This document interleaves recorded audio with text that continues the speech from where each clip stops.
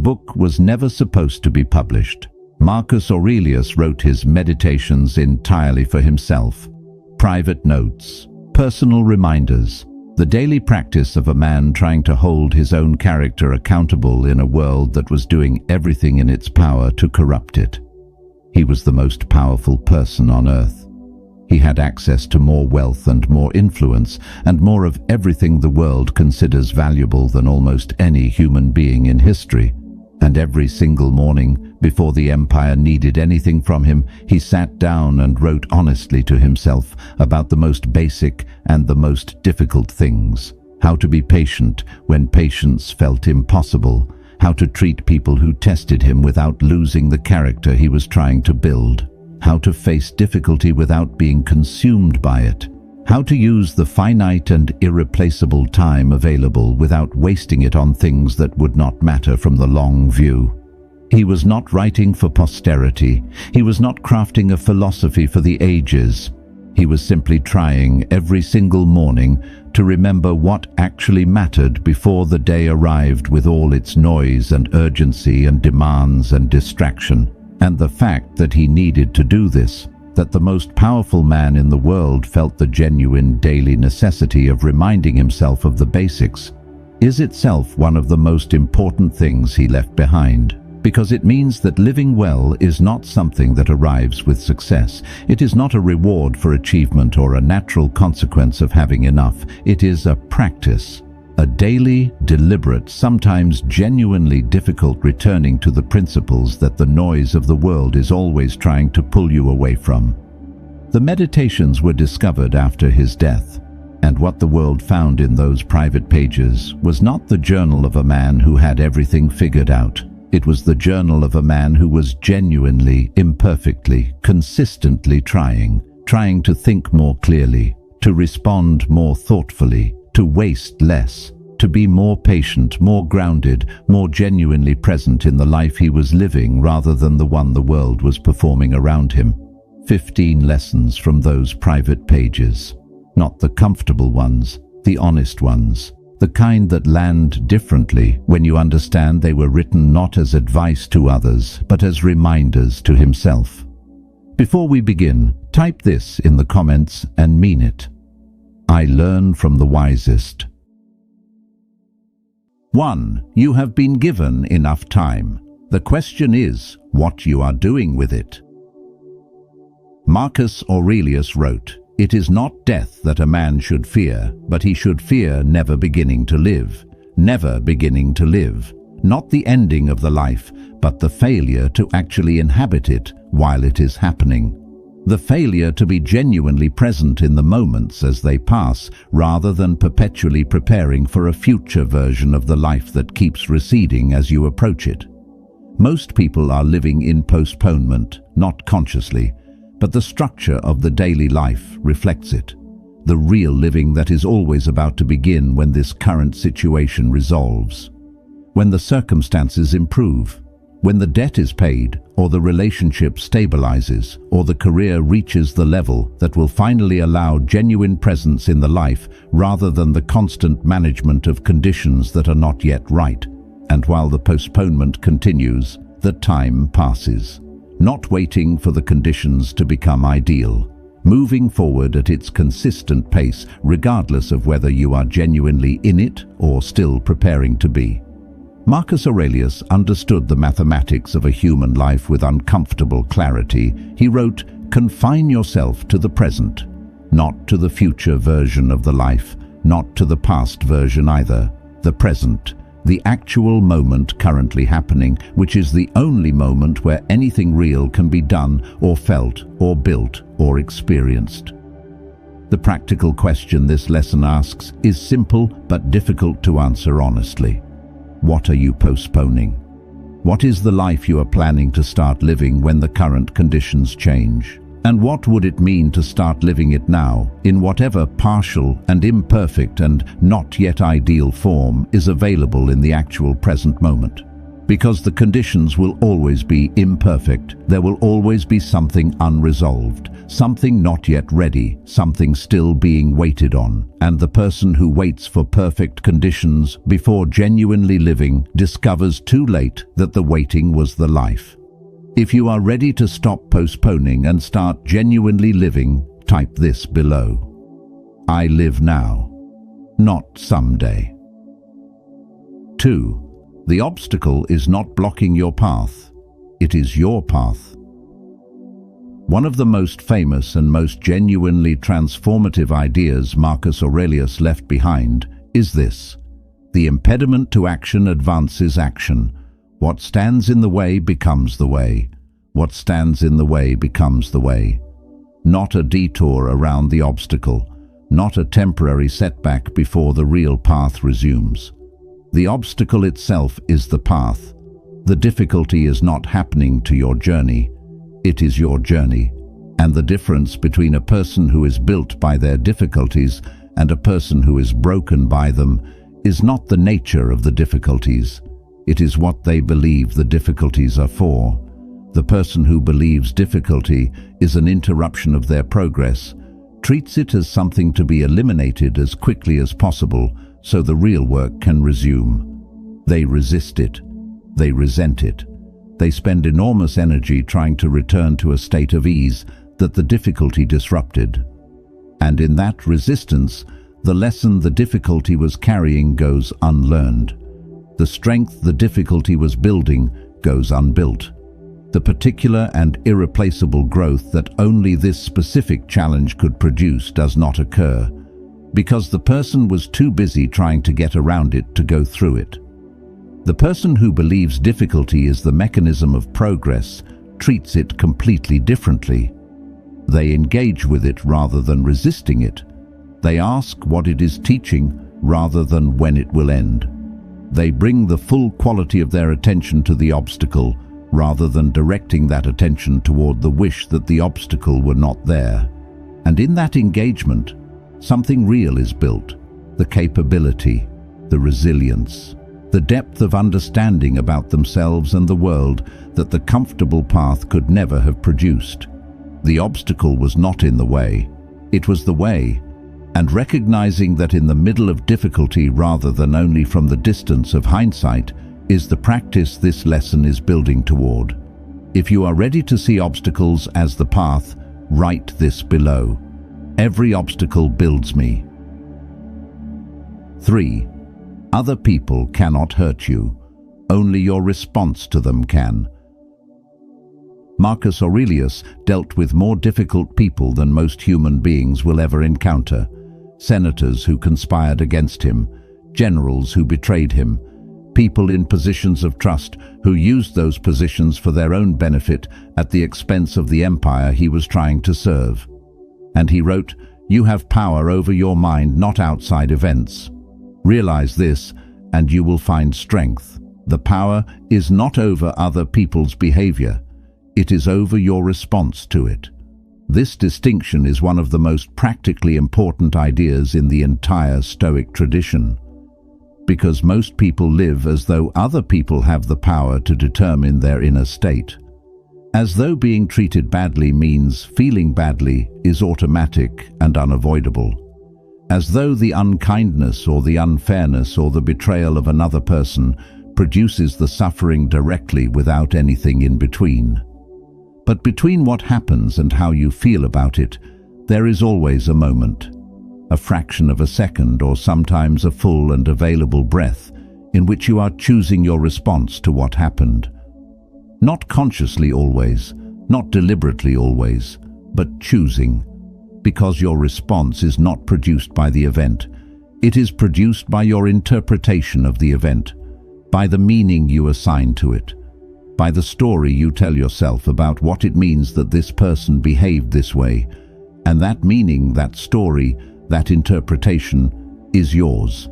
It belongs to you, which means changing it is available to you.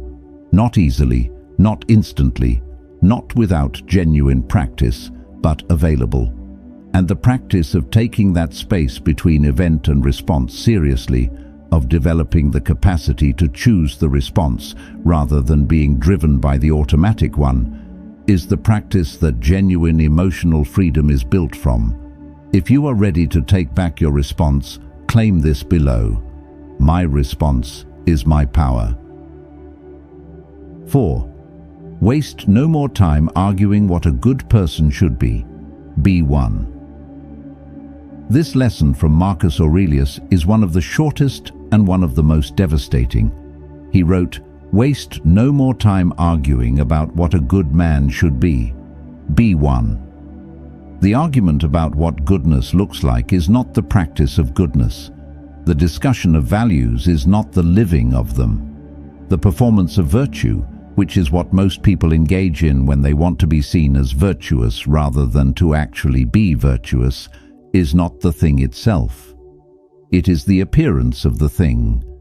And the gap between the appearance and the reality is where most people spend most of their lives. Talking about what they believe without behaving in alignment with it. Describing the kind of person they are trying to become without making the choices that produce that person. Discussing kindness without being kind in the specific difficult moments where kindness is actually required. Discussing integrity without holding it in the specific private moments where breaking it would cost nothing visible. Marcus Aurelius understood that character is not a declaration. It is a daily and sometimes private practice. It is what you do when nobody is watching and nothing is at stake except the kind of person you are quietly becoming through the accumulation of what you do when nobody is watching. The character built in those private moments is the only genuine character available. Everything else is performance, and performances require an audience to sustain them. The real thing sustains itself. Because it is not being maintained for the audience, it is simply who you are, built one unglamorous private choice at a time. 5. Accept what you cannot change. Change what you can. Know the difference. Marcus Aurelius wrote, "Make the best use of what is in your power and take the rest as it happens. What is in your power and what is not." This is the central practical question of the Stoic philosophy, and the one with the most immediate and most significant impact on the quality of daily life. Because most human suffering, not all but most, comes from the attempt to control what cannot be controlled, from the resistance to what is already true, from the energy spent arguing with reality rather than engaging with it honestly. The weather is what it is. Other people's choices are what they are. The past is what it is. The timing of things is what it is. None of these respond to your resistance by changing. They simply continue being what they are, while your resistance to them consumes the energy and the attention and the peace that could have been directed toward what actually is in your power. Which is always significant. Your response, your choices, your effort, your attitude toward what cannot be changed. All of these are genuinely and completely in your power. And the person who directs their energy primarily toward what is in their power, rather than toward the exhausting attempt to control what is not, develops a quality of effectiveness and a quality of peace that the person fighting reality never finds.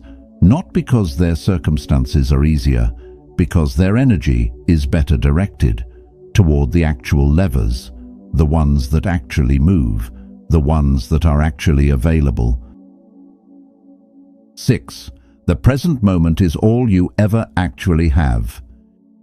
He wrote, "Confine yourself to the present 2,000 years ago, and it is still the most consistently violated principle in human life, because the mind does not stay in the present naturally.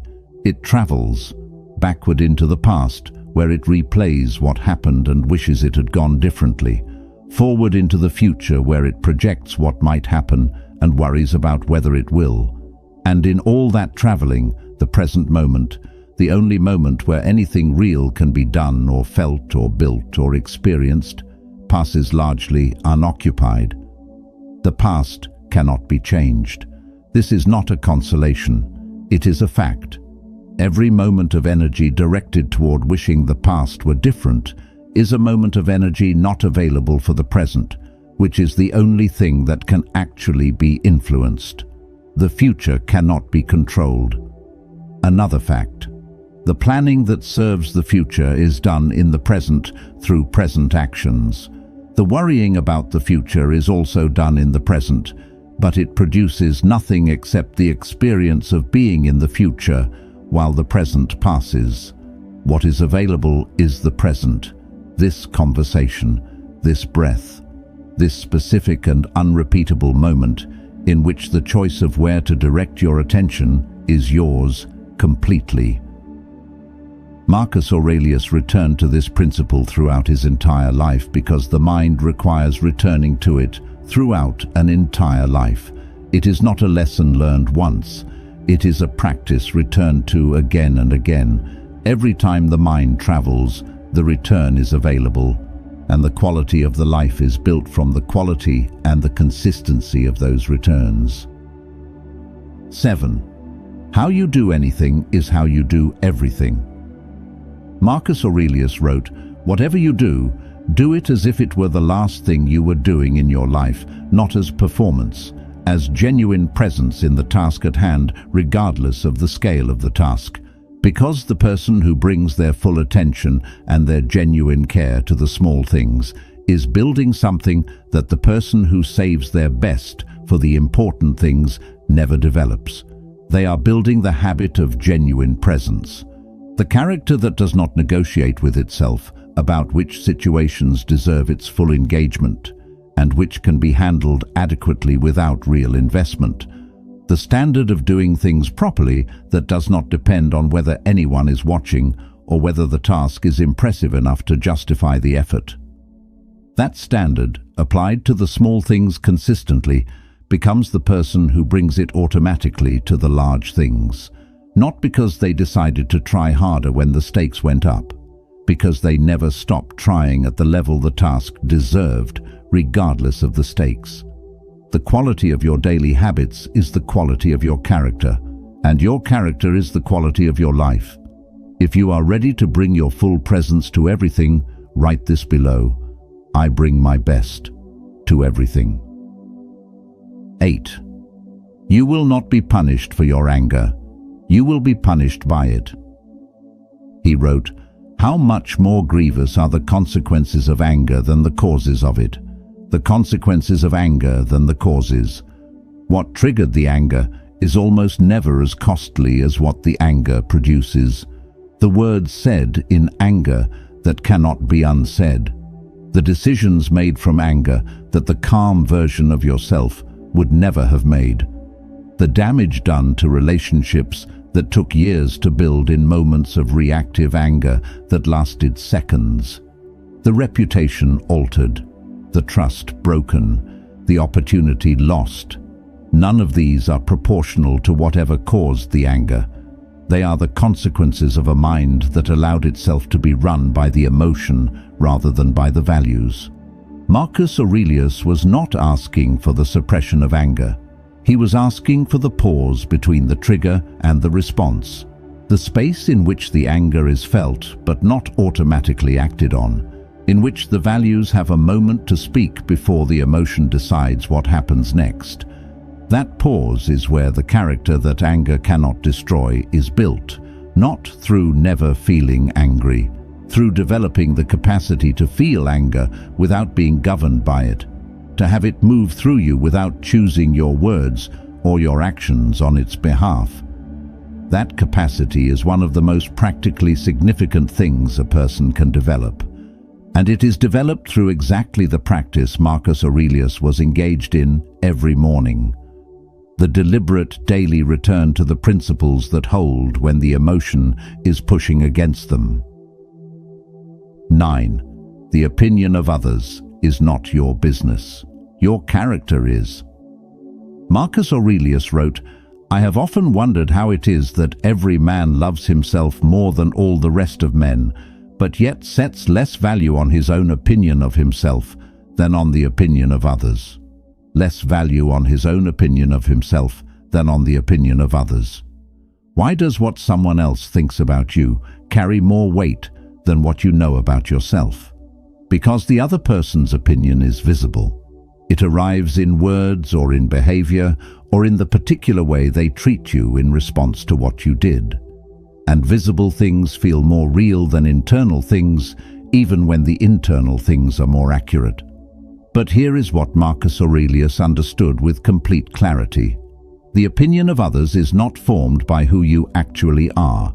It is formed by their interpretation of what they observed about you, filtered through their own history and their own biases and their own unresolved questions about themselves, which means it is not reliable as a measure of your actual character or your actual worth.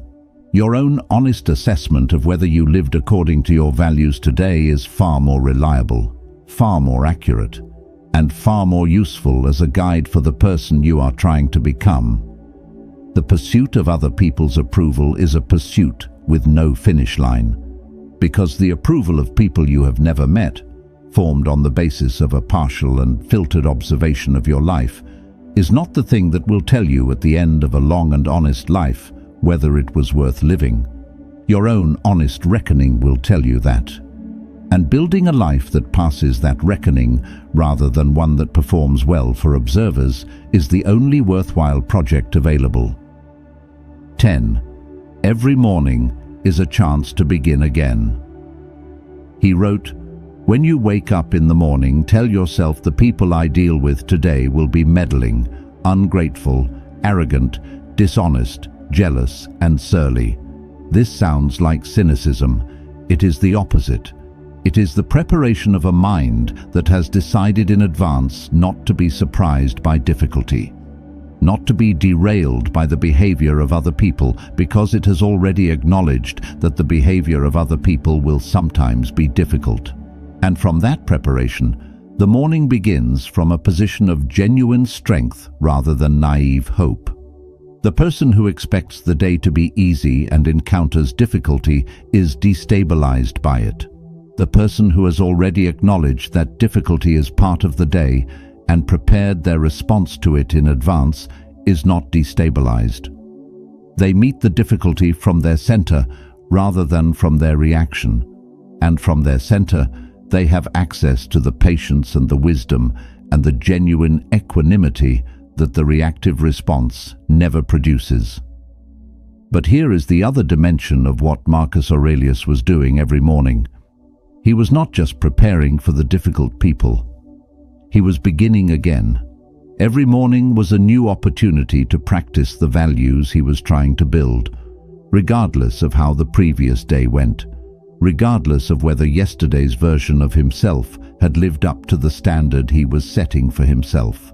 This morning was fresh, this day was available, and the practice could begin again. That daily beginning again is one of the most powerful ideas in the entire tradition, not the achievement of perfection, the daily return to the practice of trying. If you are ready to begin again every morning, drop this below.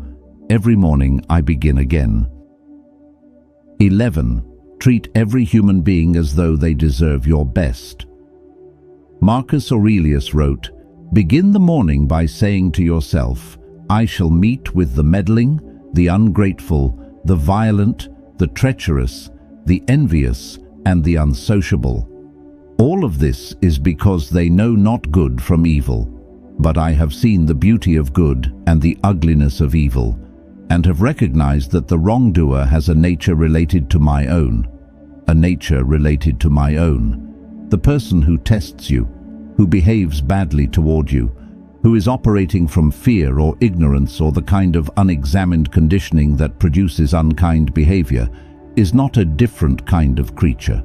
They are a human being like you, doing their best with what they have, which may not be much, which may not produce behavior that is easy to be generous toward, but which is still a human nature, related to your own, and treating them accordingly, not with the approval of their behavior, but with the basic recognition of their humanity, is not weakness. It is the most demanding practice available because it requires you to respond from your values rather than from the automatic mirror of their behavior. To be the kind of person who treats people as they deserve to be treated rather than as they are currently treating you. That is not naive. That is character. The genuine kind that does not depend on the other person behaving well before it shows up. 12. Do not compare your life to anyone else's. He wrote, "Do not indulge in dreams of having what you have not, but reckon up the chief of the blessings you do possess, and then thankfully remember how eagerly you would have wished for them had they not been yours." How eagerly you would have wished for them had they not been yours.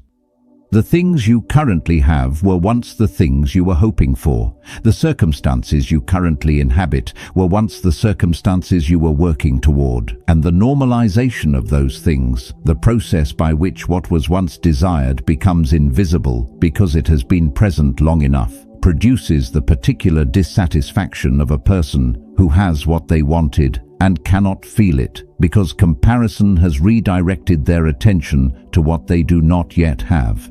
Comparison is the mechanism by which gratitude is destroyed, not by dramatic loss, by the quiet and constant measuring of what you have against what someone else appears to have, and what someone else appears to have is not what they actually have. It is the curated, visible portion of a life that contains everything yours contains: the difficulty, the uncertainty, the private struggle beneath the public presentation. You are comparing the interior of your life to the exterior of theirs, and that comparison will always produce the same result, the sense that they have something you lack. The only comparison that serves you is between where you are now and where you were, between who you are becoming and who you were before the practice began.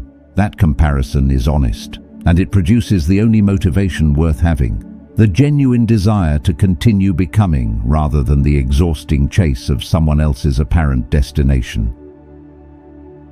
13. Do not fear death. Fear the unlived life. Marcus Aurelius thought about death consistently, not morbidly, practically. As the philosopher Epictetus had taught, and as Marcus returned to repeatedly in his private writings, the awareness of death is not the enemy of a good life. It is one of its most reliable guides, because the awareness that time is finite changes how the finite time is used. The person who genuinely holds the reality of their mortality, not as an abstract fact, but as a felt truth that informs their daily choices, uses their time differently than the person who lives as though there is always more of it coming. They are more patient with the people they love, more willing to have the difficult conversations that genuine relationships require, less concerned with the opinions of people whose approval does not actually matter, more willing to begin the things that matter without waiting for the conditions to become perfect, more genuinely present in the ordinary moments of an ordinary day because they understand that those moments are the life, not the preparation for it, not the background to it, the thing itself.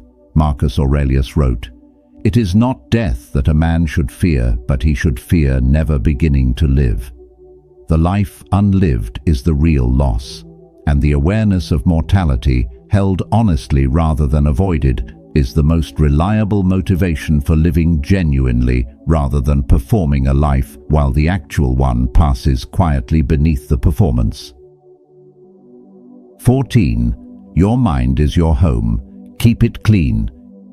He wrote, "The happiness of your life depends upon the quality of your thoughts, the quality of your thoughts, not the quality of your circumstances, not the people around you or the opportunities available or the luck of your timing, the quality of your thoughts.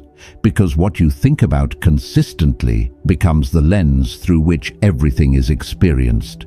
The person who thinks primarily in terms of scarcity experiences a scarce world regardless of the objective abundance available.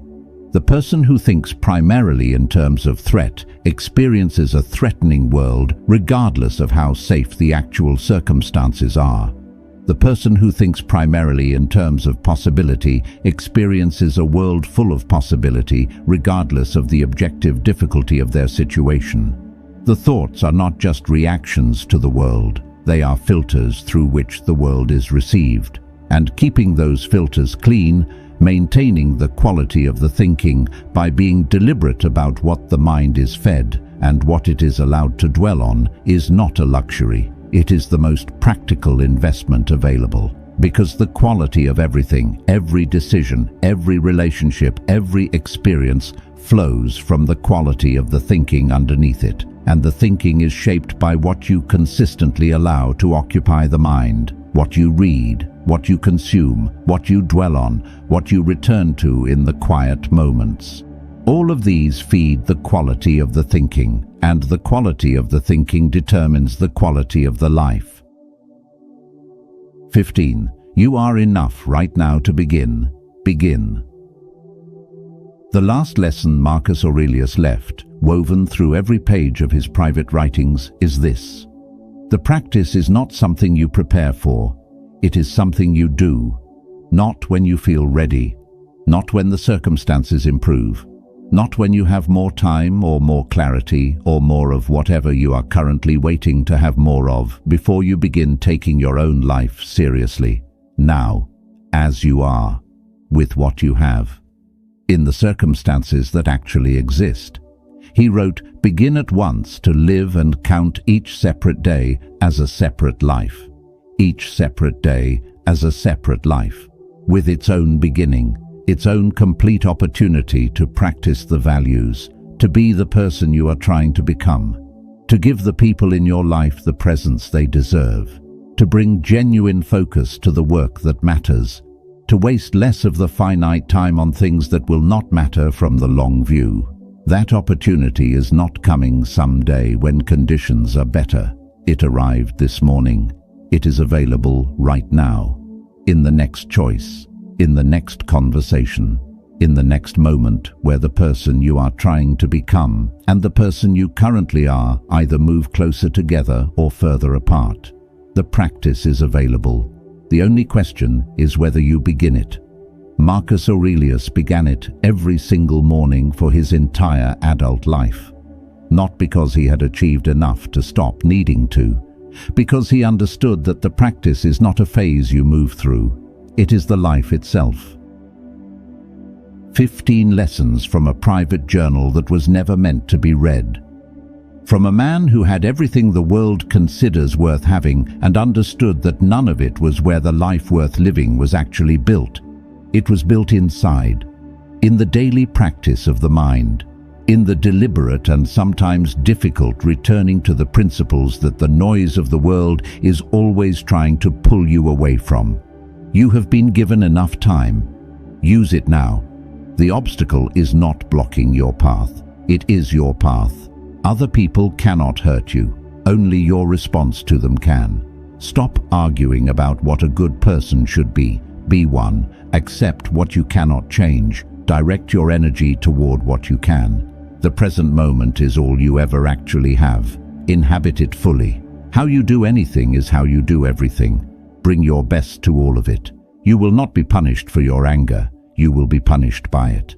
The opinion of others is not your business. Your character is. Every morning is a chance to begin again. Take it. Treat every human being as though they deserve your genuine presence. Do not compare your life to anyone else's. Compare today's version of you to yesterday's. Do not fear death. Fear the unlived life. Your mind is your home. Keep it clean. And you are enough right now to begin. So, begin. The most powerful man in the history of the world sat down every morning and reminded himself of these things before the day arrived. Not because he had it all figured out, because he understood that nobody ever figures it all out.